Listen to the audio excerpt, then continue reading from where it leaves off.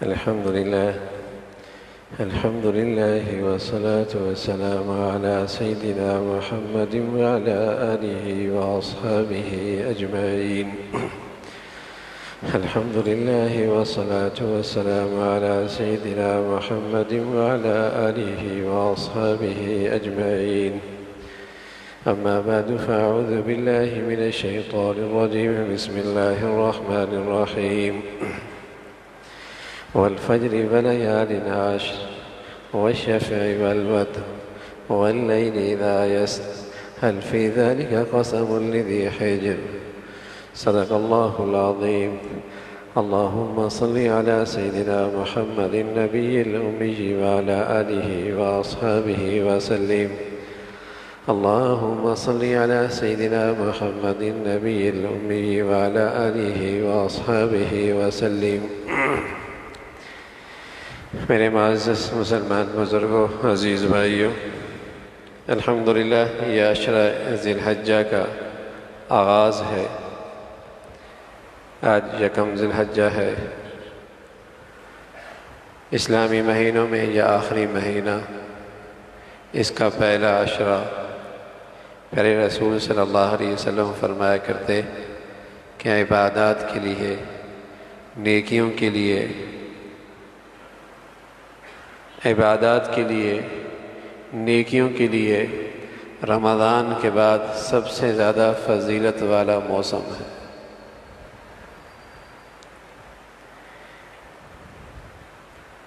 یہ دن، یہ راتیں سعادت مندوں کے لیے سعادت میں اضافہ کرتی ہیں۔ ہاں، جو محروم رہنا چاہتا ہے وہ تو ان دن راتوں کے اندر بھی محروم رہتا ہے۔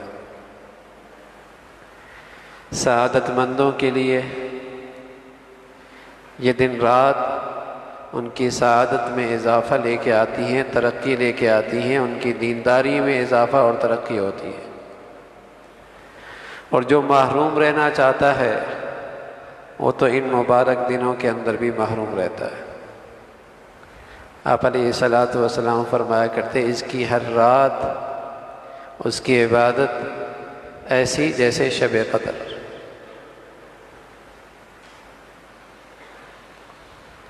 اور اس کا ایک دن کا روزہ ایسا جیسے پورے سال کا روزہ۔ جس کے عرفہ کا دن کا روزہ ایسا، اللہ کے نبی فرمایا کرتے تھے مجھے امید ہے اللہ اس کے 1 سال پہلے اور 1 سال بعد کے گناہوں کو معاف فرما دے، تمام صغائر کو معاف فرما دے۔ ایک دن کا روزہ تو سعادت مند لوگ تو ان گھڑیوں سے خوب فائدہ اٹھاتے ہیں۔ نیکیاں پہلے بھی ان کی زندگی میں ہو رہی ہوتی ہیں، لیکن ان دنوں کے اندر ان کے ہاں اہتمام بڑھ جاتا ہے۔ پوری رات عبادت نہ بھی کر پائے تو کچھ نوافل سونے سے پہلے اللہ رب العزت نصیب فرما دے، توفیق عطا فرما دے، تو رات کا آخری حصے میں اٹھ کر کچھ نوافل کا اہتمام، کچھ دعاؤں کا اہتمام، تب بھی بہت کچھ مل جائے گا۔ ہر روز روزہ نہ رکھ پائے، کچھ 1-2 روزے یا کم از کم عرفہ کا دن کا روزہ، تب بھی محروم نہیں رہے گا۔ نیکیاں پہلے بھی ہو رہی تھی، لیکن جب موسم بہار آ گیا نیکیوں کا تو میرے گھر میں اس کا اہتمام بڑھ گیا۔ مردوں میں، عورتوں میں، بچوں میں، بچیوں میں نیکیوں کا سیزن آیا ہے، ہم کیوں خالی ہاتھ رہیں؟ تو ماحول میں ایک نیکیوں کا رنگ آ گیا، تلاوت بڑھ گئی، دعائیں بڑھ گئیں، کچھ نوافل بڑھ گئے، کچھ راتوں کا اٹھنا نصیب ہو گیا، کبھی روزہ رکھ لیا، ہم کیوں محروم رہے؟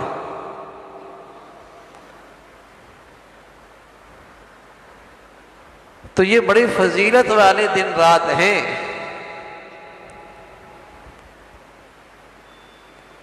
اور پھر ایک ایسی عبادت ہے سبحان اللہ، حجاج اس موسم میں بیت اللہ کی وردی پہن کے جاتے ہیں، احرام کی، اور ان پر کچھ پابندیاں بھی ہوتی ہیں، خوشبو بھی نہیں لگانی، سلا کپڑا بھی نہیں پہننا، انہی میں یہ ہے کہ ناخون بھی نہیں کاٹنے، بال بھی نہیں کاٹنے۔ اطراف عالم میں رہنے والے مسلمان بیت اللہ تو نہ جا سکے، لیکن وہ بھی اللہ کی رحمت سے محروم نہ ہو۔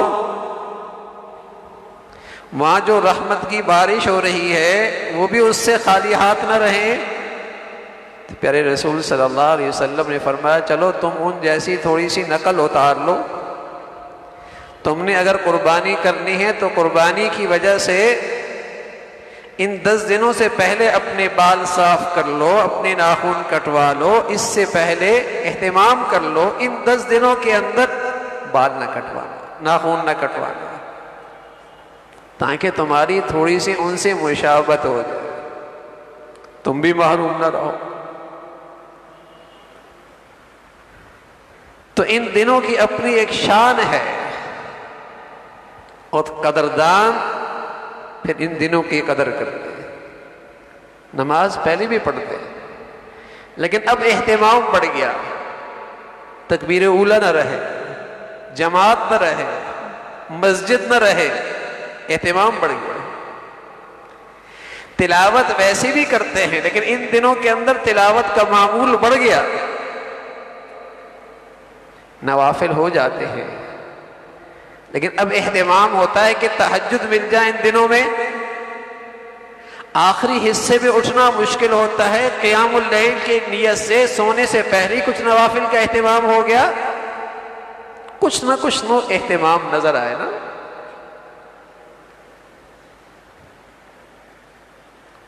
بہت کچھ مل جائے گا، اور سچ یہ ہے کہ یہ سب اللہ کریم کی طرف سے نوازنے کے بہانے ہیں۔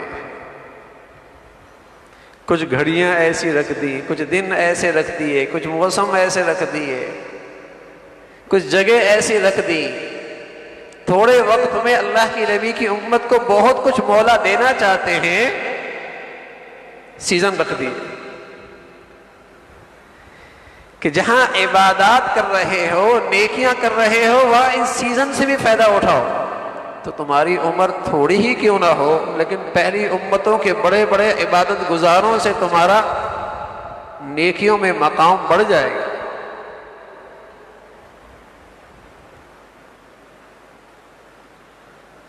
جو انہیں سالوں میں ملتا تھا تمہیں وہ گھنٹوں اور دنوں میں ملے گا، تمہیں وہ چند راتوں میں مل جائے گا۔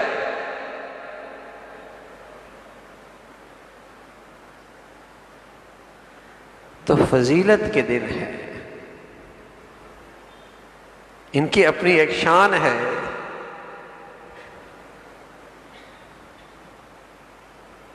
پھر جس طرح عید الفطر کے موقع پہ رمضان کی عبادت مکمل ہوتی ہے، اور عبادت کے مکمل ہونے کے بعد خوشی کا دن، اس کے آغاز سے پہلے ہدایت ہے کہ صدقہ فطر دے دو۔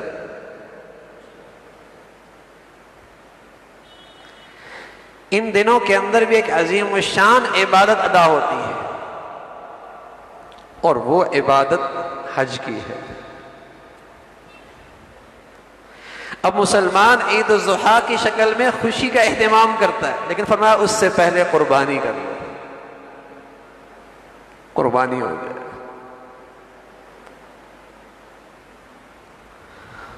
حج کی عبادت اور قربانی کی عبادت،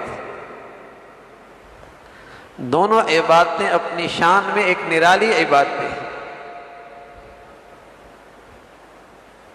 اب بیت اللہ میں لوگ حج کر رہے ہوتے اور دیوانوں کی طرح ایک پتھروں کے بنے عمارت کے گرد چکر لگا رہے ہو، طواف کر رہے ہو۔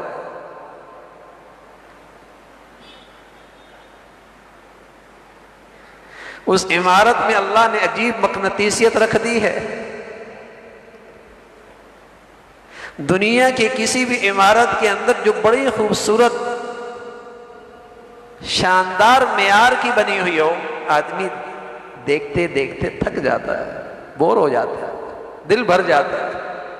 سبحان اللہ، وہ اللہ کا گھر ایسا ہے جو جتنا زیادہ دیکھتا ہے اتنی کشش بڑھتی ہے۔ دو چیزیں ایسی ہیں کہ جنہیں آدمی جس قدر عقیدت اور محبت سے دیکھتا ہے ان کی کشش اور بڑھتی ہے۔ ایک اللہ کا کلام ہے اور ایک اللہ کا گھر بیت اللہ ہے۔ اس سے دل نہیں بھرتا، اس سے طبیعت نہیں بھرتی۔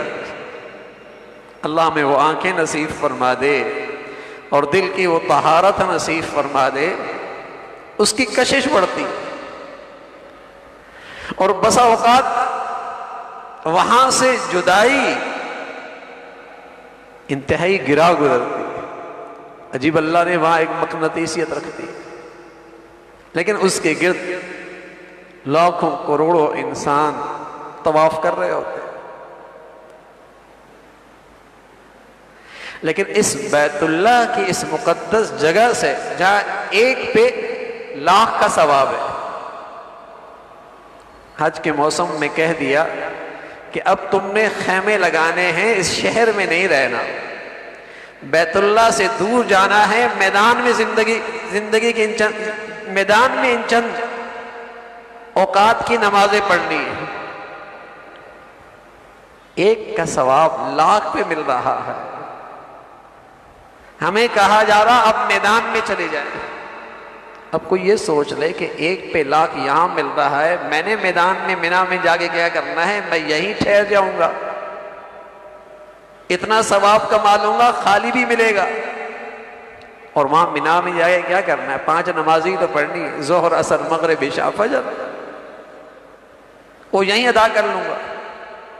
تو میرے عزیزو، اب ثواب نمازوں کا بڑھیا مینا میں ملے گا، اس جنگل میں ملے گا، بیت اللہ میں نہیں ملے گا۔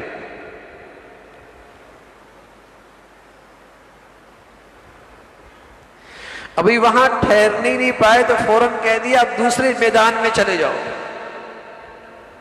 عرفات چلو۔ اور وہی عرفات کا میدان، آپ پورے سال وہاں جائیں کچھ نہیں ملنا۔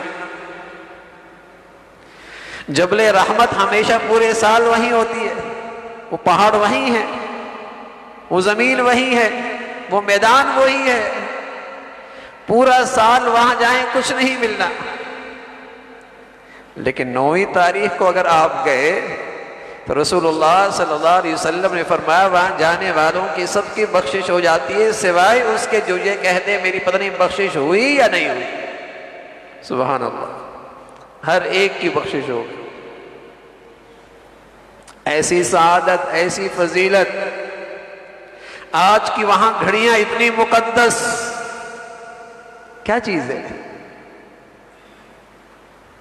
اور پھر وہاں سے مزدلفہ، اور پھر وہاں مینا میں کچھ پتھر کے نشان بنے ہیں جسے ہم جمرات کہتے ہیں اپنی زبان میں، اس کو لوگ پتھر مار رہے ہوتے ہیں۔ اب لاکھوں انسان اس پہ چھوٹی چھوٹی کنکریاں برسا رہے ہوتے ہیں۔ وہ تو شیطان نہیں، لیکن برسا رہے ہوتے ہیں، اور جب تک اس پہ کنکریاں نہ برسائیں حج کی عبادت پوری کوئی نہیں۔ کیا دیوانگی ہے! حج کی یہ کیسی عبادت ہے! تو میرے عزیزو، اسلام کی حقیقت سمجھائی جا رہی، دین کی حقیقت سمجھائی جا رہی، مسلمانی سمجھائی جا رہی، مسلمانی کہ اسلام کیا ہے، مسلمانی کیا ہے، دین کس کا نام ہے؟ دین اس کا نام ہے کہ اللہ کا حکم آ جائے، پھر یہ نہ دیکھے کہ اس میں میرے عقل کے سانچے میں یہ پورا اتر رہا ہے یا نہیں اتر رہا، اس میں مصلحتیں کیا ہیں، حکمتیں کیا ہیں، مادی نفع کیا ہے، پھر اس کی تلاش میں نہ رہے، پھر عقلی گھوڑے نہ دوڑائے، پھر فلسفے تلاش نہ کرے۔ مسلمانی تو اس کا نام ہے کہ اللہ کا حکم آ گیا، بس اس حکم کے سامنے سر جھکا لے. مصلحتیں حکمتیں سمجھ میں آئیں یا نہ آئیں، اسلام اس کا نام ہے. اور یہی شان قربانی کی ہے. جب قربانی کی بنیاد پڑ رہی تھی اس روئے زمین پر، اور دونوں اللہ کے پیارے اس حکم کی بنیاد رکھ رہے تھے، تو قرآن نے ان کے بارے میں بتایا فلما اسلما، باپ بیٹا دونوں اللہ کے حکم کے سامنے جھک گئے. اسلما، اسی سے اسلام ہے. اب نہ باپ نے پوچھا کہ اللہ اس میں کیا حکمت ہے، کیا مصلحت ہے، یہ عقل کے کون سے میزان میں اتر رہا ہے، یہ بات پلٹ کے نہیں پوچھا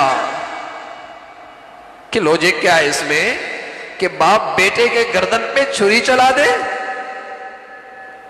دنیا کی کسی مہذب سلطنت میں کبھی ایسا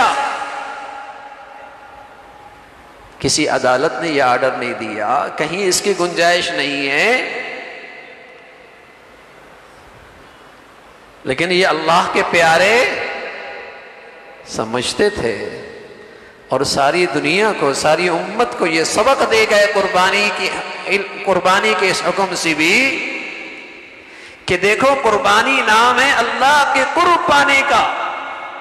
اب تم اس میں یہ نہ تلاش کرنا کہ اس میں معاشی تباہی ہے، اس میں مادی لحاظ سے نفع اور مصلحتیں کیا ہیں.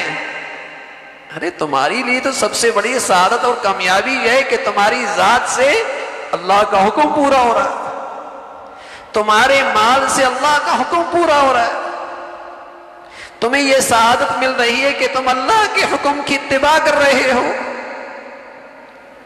ایک مسلمان کے لیے اس سے بڑی کیا سعادت ہو سکتی ہے، اور اس سے بڑی کیا خوش نصیبی ہو سکتی ہے. تو قربانی کی عبادت ہے، حج کی عبادت ہے. ایک بات سمجھائی جا رہی کہ دیکھو اسلام سمجھو، دینداری کو سمجھو. دینداری کس کا نام ہے، دین کس کا نام ہے؟ کہ اللہ کا حکم آ جائے اس کی اتباع کر لینا، اس کے سامنے جھک جانا. چاہے جذبات قربان کرنے پڑ رہے ہیں، خواہشات قربان کرنے پڑ رہی ہیں، اور بظاہر عقلی لحاظ سے اس میں کوئی نفع مصلحتیں حکمتیں نظر نہ آ رہی ہوں، لیکن اسلام کا تقاضا یہ ہے کہ تم اللہ کے سامنے سر جھکا لو، اس کی فرما برداری پہ پورا اترو. یہی تمہاری مسلمانی کی سچائی ہے.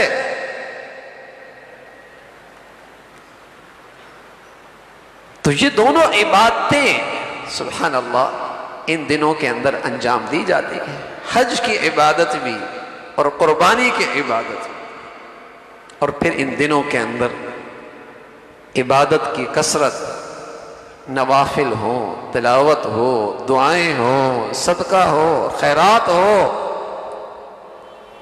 اور پھر 10، 11، 12 ان دنوں کے اندر جہاں حج ہوتا ہے اور رکن اعظم عرفہ کے دن ادا ہوتا ہے، اور پھر اس کے بعد وہاں دیگر حج کے ارکان ہوتے ہیں، وہاں اطراف عالم میں مسلمان قربانی بھی کر رہے ہوتے ہیں. اور رسول اللہ صلی اللہ علیہ وسلم فرمایا کرتے تھے ان دنوں میں اللہ کی خاطر ان جانوروں کے خون بہانے سے زیادہ کوئی عبادت اللہ کے ہاں فضیلت نہیں رکھتی. سب سے بڑی فضیلت اس عبادت کی. بس اوقات لوگ مصلحتیں حکمتیں تلاش کرتے ہیں کہ قربانی کا پیسہ غریبوں میں تقسیم کر دو. ارے میاں غریبوں میں بھی پیسہ تقسیم کرو، لیکن قربانی کی عبادت کے قائم مقام وہ عبادت نہیں ہو سکتی. نماز چھوڑ کے کہو میاں میں روزہ رکھ لوں گا، روزہ رکھ لو میں عبادت پڑھ لوں، نماز پڑھ لوں گا، ایسا نہیں ہے. ہر عبادت کی اپنی شان ہے اور اس کا اپنا مقام ہے. اور قربانی کی تو ایک خاص شان ہے، یہاں تو سمجھایا ہی یہ جا رہا. دین کی یہی حقیقت، اسی کا احساس پیدا کرنا مقصود ہے کہ تمہیں مصلحتیں، حکمتیں، فلسفے، تمہارے عقل کے پیمانے پہ یہ چیز اترے یا نہ اترے، تم نے اللہ کے حکم کے سامنے سر جھکانا. یہ عبادت بھی کثرت کے ساتھ ہو، دل کی بشاشت کے ساتھ ہو، دل کی خوشی کے ساتھ ہو اور کثرت کے ساتھ ہو۔ اللہ کے نبی صلی اللہ علیہ وسلم اپنے لیے قربانی بھی کیا کرتے تھے اور پوری امت کی طرف سے بھی قربانی کیا کرتے تھے۔ حضرت علی رضی اللہ تعالیٰ عنہ حضور علیہ السلام سے جانے کے بعد ایک اپنی قربانی بھی کیا کرتے تھے، ایک اپنے پیارے نبی کی طرف سے بھی قربانی کیا کرتے تھے۔ اور سبحان اللہ، آج امت کے پاس اگر استعداد ہے، وسائل ہیں، خوشحالی ہے، اللہ نے مال دیا ہے، اپنی طرف سے بھی کرے، اپنے نبی کی طرف سے بھی کرے، خلفاء کی طرف سے بھی کرے، اور ایک اخوت اسلامی کا جو رشتہ ہے امت اسلامیہ کی طرف سے بھی قربانی کرے۔ نفلی عبادت میں سب کی طرف سے ایک قربانی بھی ہو سکتی، لیکن جو قربانی ضروری ہے وہ قربانی ایسا نہیں کہ بیٹی کی طرف سے بھی اور بیوی کی طرف سے بھی اور جوان بیٹی کی طرف سے بھی سب کی طرف سے ایک قربانی گھر میں کافی ہے، نہ۔ اگر سب پہ قربانی واجب ہے تو سب کو الگ الگ قربانی کرنی، وہ سب پہ قربانی واجب ہے۔ اور یہ ایسی عبادت ہے کہ باقی ساری نیکیاں، نماز کسی وقت بھی پڑھ سکتے ہیں، نفلی روزے کسی وقت بھی رکھے جا سکتے ہیں، صدقہ خیرات کسی وقت بھی ہو سکتا ہے، لیکن یہ قربانی کی سعادت اور اجر و ثواب صرف 3 دنوں میں ہوتا ہے۔ تو اس فضیلت سے اور اس موسم سے اللہ رب العزت ہم سب کو خوب استفادے کی توفیق نصیب فرمائے اور ہمیں عبادت کی اللہ کریم توفیق نصیب فرمائے، اور یہ گھڑیاں ہماری سعادت اور نیکی کی زندگی میں ترقی کا ذریعہ بنائے۔ وآخر دعوانا الحمدللہ رب العالمین۔